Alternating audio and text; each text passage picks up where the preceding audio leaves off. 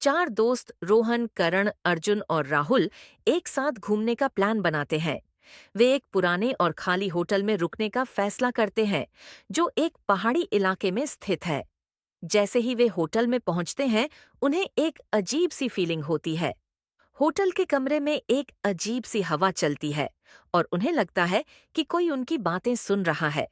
रात के समय वे एक साथ बैठकर बातें करने लगते हैं, लेकिन अचानक उन्हें एक अजीब सी आवाज सुनाई देती है। आवाज एक कमरे से आ रही है, जो उनके कमरे के बगल में है। वे डर जाते हैं और सोचते हैं कि क्या करें, लेकिन फिर वे एक साथ उस कमरे में जाने का फैसला करते हैं। जैसे ही वे उस कमरे में पहुंचते हैं, उन्हें एक अजीब सी गंध सुनाई देती है। कमरे में एक पुराना बिस्तर है, जो धूल से भरा हुआ है। लेकिन जो चीज उन्हें सबसे ज्यादा डराती है, वह है एक पुराना दर्पण, जो दीवार पर लगा हुआ है। रोहन, जो सबसे साहसी है, दर्पण के पास जाता है और उसमें देखता है। लेकिन जैसे ही वह दर्पण में देखता है, वह एक अजीब सी चीज देखता है।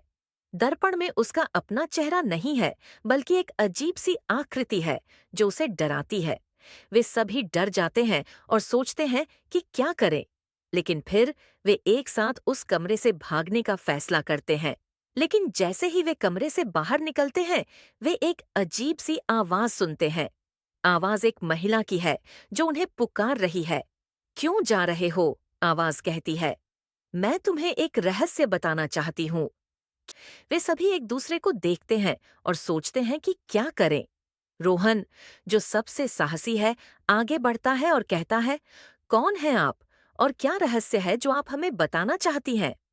आवाज फिर से आती है, मैं इस होटल की मालकिन हूँ और रहस्य यह है कि इस होटल में एक भूत रहता है।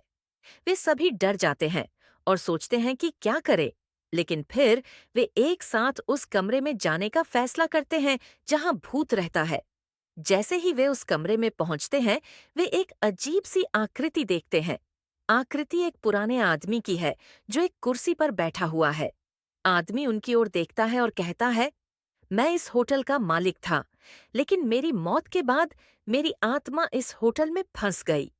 वे सभी डर जाते हैं और सोचते हैं कि क्या करें, लेकिन फिर वे एक साथ उस आदमी से बात करने का